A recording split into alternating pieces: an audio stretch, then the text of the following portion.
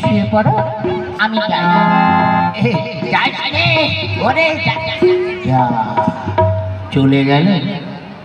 আজ 1 মাস পর এলাম, নতুন বছর, তাও সারা বউটাকে কাছে পেলাম না। কথায় বলে কপালে নাই দি, টকটকালে হবে কি। নাও বাবা, একা একাই শুকনো খাটে শুয়ে পড়ো।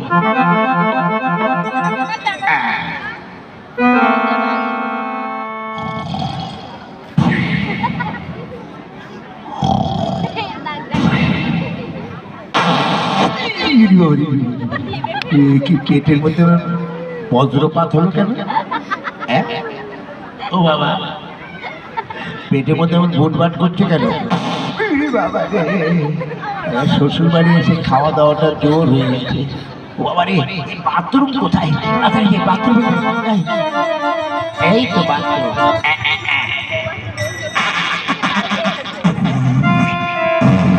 ওরে বাবা, কত ধরনের ডিজাইনের মাল বেরোচ্ছে রে।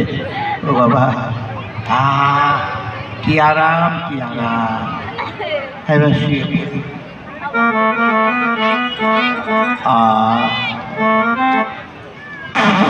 ওরে বাবা রে, আবার ওরে শালা, যত খাবার টেবিলে ছিল সবই খেয়ে ফেলেছি, এখন সব পেটের মধ্যে। ওরে বাবা রে, বাথরুমে পৌঁছাতে পারলে হয়।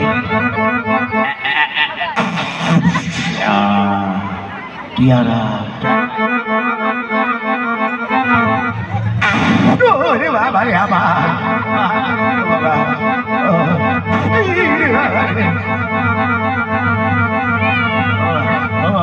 বাবা, আমি আর বাঁচি।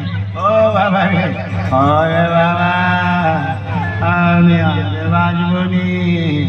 ওরে বাবা, এক এক করে 25-26 বার হলো, আর ঢালাই আরম্ভ হয়ে গেছিল।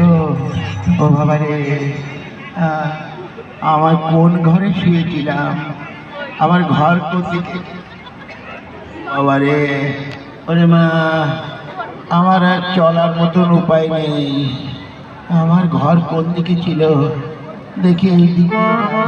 ও ওরে বাবা রে, কোথায় এলাম?